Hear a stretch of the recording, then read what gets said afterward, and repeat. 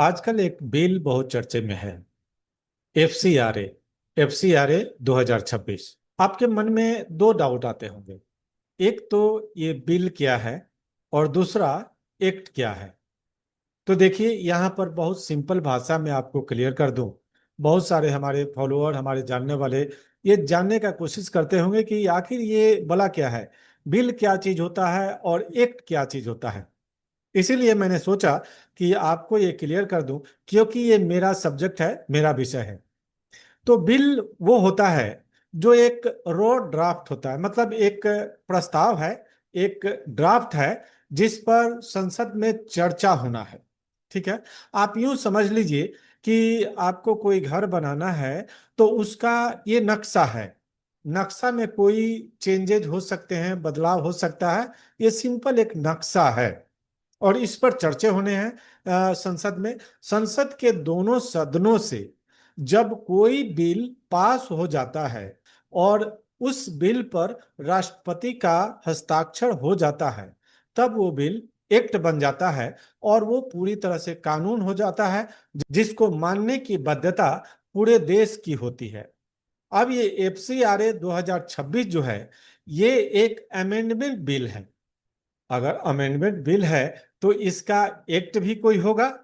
तो यही मैं बताना चाह रहा हूं कि ये एफसीआरए जो बिल है, इसका जो मेन एक्ट है वो 1976 में आया था। एफसीआरए का एक्ट 1976 में श्रीमती इंदिरा गांधी के सरकार द्वारा लाया गया था। और ये बिल इसलिए लाया गया, या कानून इस तरह से बना कि कोई भी फ्यूचर कंट्रीब्यूशन जो अपने देश में आता है, उसका दुरुपयोग चुनावों में नहीं किया जा सके। बात समझ रहे हैं। और इस कानून का पूरा नाम एफसीआरए, मतलब फॉरेन कंट्रीब्यूशन रेगुलेशन एक्ट है। अब यहां पर आपको एक बात और बताते चलूं कि आप यहाँ कंफ्यूज हो रहे होंगे, कभी कभी हो सकता है। कोई जरूरी नहीं है कि आपको कोई कंफ्यूजन हो, पर फिर भी मैं समझता हूं कि कुछ लोगों को डाउट होगा। जैसे इससे रिलेटेड दो कानून और हैं। एक का नाम है फेरा, जो 1973 में आया था। फेरा का मतलब फॉरेन एक्सचेंज रेगुलेशन एक्ट, वो 1973 में आया था। ये फॉरेन एक्सचेंज को रेगुलेट करता है।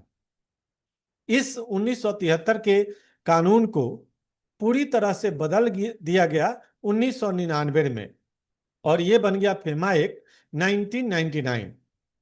FEMA just foreign exchange management act बन गया। ठीक है। तो ये फॉरेन शब्द जुड़ने से कई लोग कंफ्यूजन में आ जाते हैं। इसीलिए ये क्लियर करना जरूरी है कि फेरा या फेमा अलग है और एफसीआरए अलग है। एफसीआरए का मतलब टोटली जो फॉरेन कंट्रीब्यूशन एनजीओज को आते हैं। एनजीओज मतलब नॉन गवर्नमेंटल ऑर्गेनाइजेशंस। इसमें मिशनरीज हैं या बहुत सारे चैरिटेबल ऑर्गेनाइजेशंस हैं जिनको फॉरेन कंट्रीब्यूशन आते हैं। अब इस एक्ट को सुधार करने की जरूरत क्यों पड़ी? तो जितनी कांग्रेस की सरकारों ने किया है, उसमें सुधार करना तो इस सरकार का मोरल दायित्व तो है। अब इंदिरा गांधी ने चूंकि 1976 में ये कानून बनाया था, तो इस कानून को 2020 में सुधार किया गया। एफसीआरए को 2020 में सुधार करके उस कानून में जो कंट्रीब्यूशन था, उसका मैक्सिमम 50% तक एडमिनिस्ट्रेटिव एक्सपेंसेस में खर्चा करना था। उसको कम करके मोदी सरकार ने 2020 में 20% तक कम कर दिया। लेकिन यहां से भी बात बनती नहीं है। इसके बाद भी लगता है कि फेमा के द्वारा जो कंट्रीब्यूशन फॉरेन से आता है, उसका उपयोग देश के चुनावी प्रक्रिया को प्रभावित करने में किया जा सकता है। इसलिए इसमें प्रावधान जोड़ा जा रहा है कि अगर कोई एनजीओ अपना फेमा लाइसेंस रिन्यू नहीं करवा पाया, या उसका फेमा लाइसेंस कैंसिल हो गया, जो दोनों ही केस में ये अथॉरिटी सरकार के पास होती है, या तो कैंसिल करे या रिन्यू ना करे।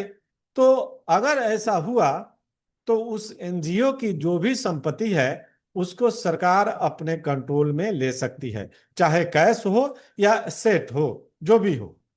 अब ये सिंपल सी बात समझिए, यही फेमा का मेन रेगुलेशन है। ऐसे तो फेमा जो है उसमें पहले 5 साल का सजा का प्रावधान था अगर फेमा का कोई उल्लंघन करता है तो, लेकिन उस प्रावधान को कम करके 1 साल कर दिया गया है।